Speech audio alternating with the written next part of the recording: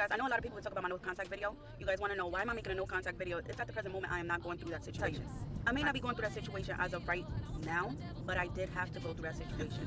It was a while ago, but that was a situation, a no contact situation that actually saved my life and turned my life to the better. Did I know it at that moment? No. I was overshadowed by my emotions. Sometimes people go through no contact so that you guys can be brought back together.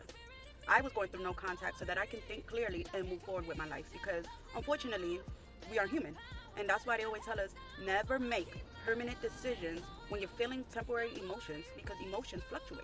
I could be feeling happy today, I could be upset tomorrow, upset yesterday, I can be depressed, today, tomorrow, cursing with it, and all that.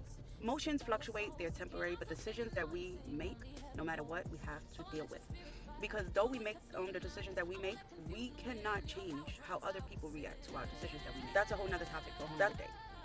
Back to no contact. Yes, I had to do no contact to get away from my children's father, my son's father. And that was the best decision that I ever made. Did I know it at the time? No, I didn't. Was other people around me telling me? Yes, they were. And at the end of the day, I wasn't able to clearly see what they were seeing because I was blinded by my own emotions and what I was feeling at the moment. No contact gave me that clarity. Matter of fact, it was the best thing for the simple fact that when I went no contact, I received this abundance of peace that I never knew I was able to get. And I mean, once you go to feeling that type of peace, trust me, you never want to go back, especially when you're coming out of a toxic or chaotic situation. At that point in time, in my eyes, it wasn't toxic. But looking back now, it was extremely toxic.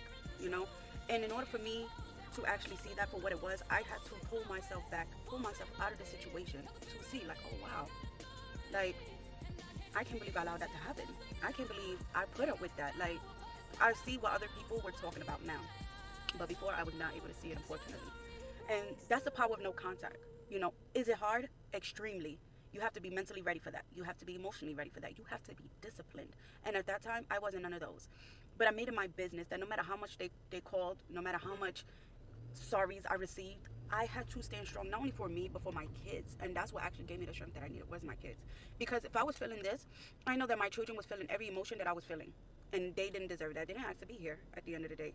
So why would I put them through that, So that's what happened with me. Yes, I did go through no contact.